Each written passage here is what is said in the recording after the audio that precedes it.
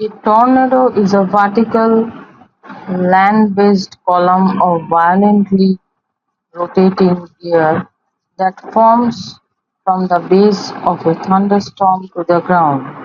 It is characterized by a rapid cyclonic circulation and is often seen as a cloud-filled condensation funnel extending from the sky to the ground.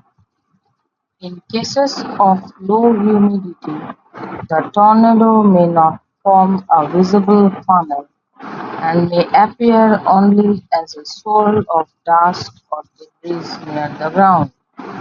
When such a rotating column of air forms over a water body, it is known as a waterspout.